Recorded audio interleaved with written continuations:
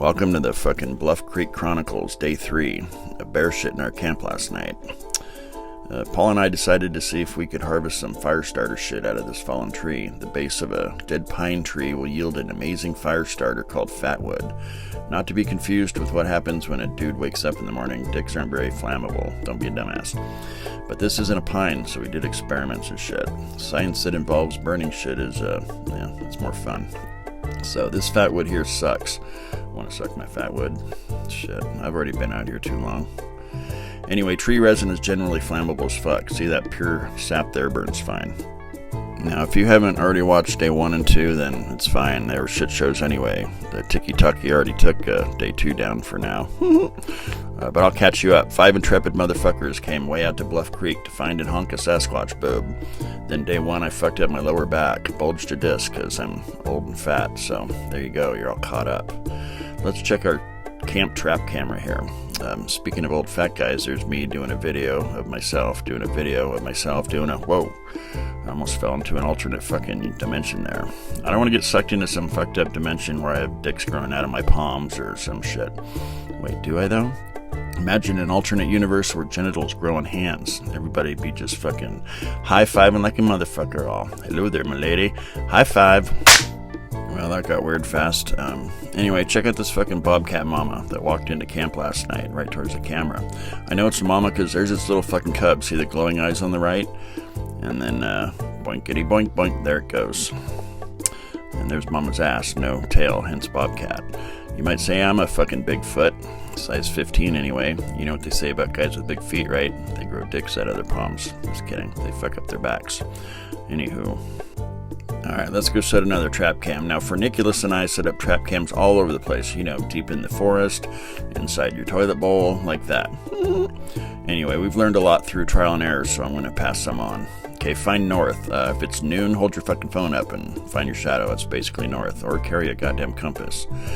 Now, you'll want to face your camera north or the sun will wash all your shots out. The sun's a real asshole about ruining shots. Trim anything that'll blow in the wind or make a shadow, unless you like looking through 1,000 fucking shots of fucking nothing.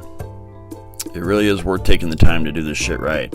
Get rid of everything that moves. Also avoid a scene that has like dappled sunlight, areas of high contrast. Sun versus shade will wash your fucking shots out.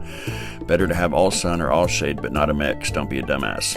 See all these shadows on the ground? Yeah, that kind of shit triggers your camera, so you're going to want to avoid that shit if you can. Alright, I'm limping my broke dick self in front of my camera to do a test, so let's see what's up. Alright, let's see what we've got here. And punch in my code.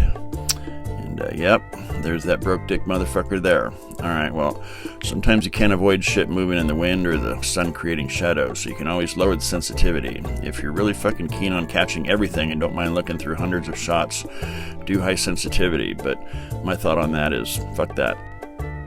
Okay, arm that bitch and that's it. I got a deer at 2:25 in the morning. Whatever you get, you get. And I also got Paul sneaking into the bush to take a shit.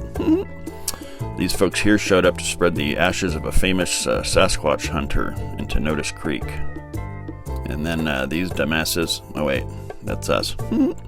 Well, my back was too fucked up to hike or drive still, so the fellers went driving around and shit, and I stayed back as camp bitch.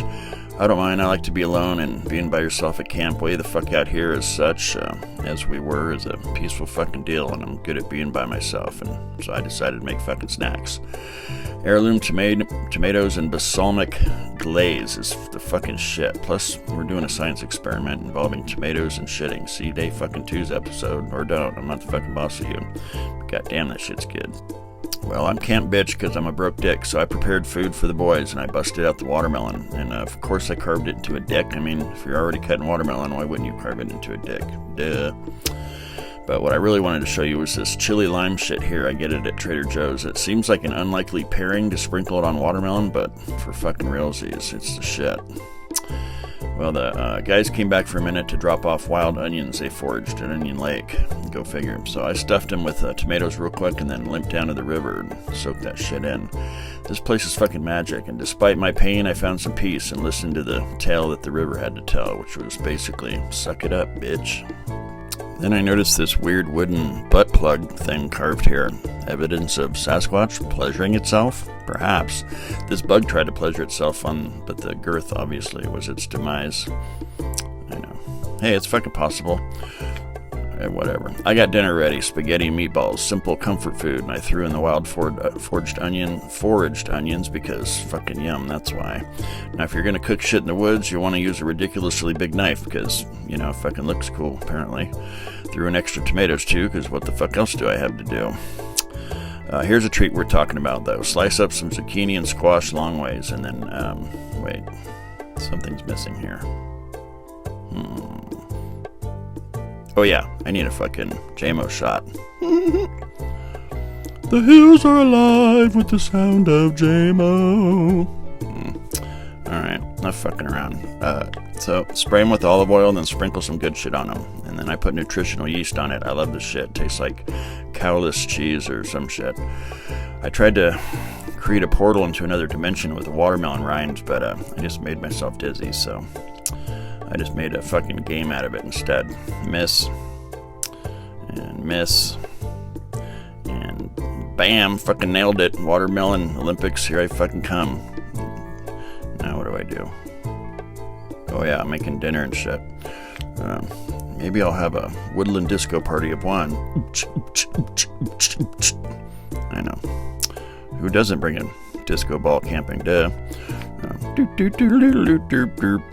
Maybe I can use it for pleasure now.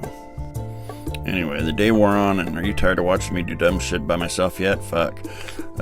Fellers returned, and I cooked that shit, and it was fucking good, and I cooked that shit there, and everyone seemed to like it, and even Furniculus approved. And then I busted out my lasers and aimed them at the disco ball, and we fucked around with them. As one does, lasers are an integral part of Sasquatching because fuck it. Well, this was a long day and a long fucking episode, so nighty fucking night and toodaloo.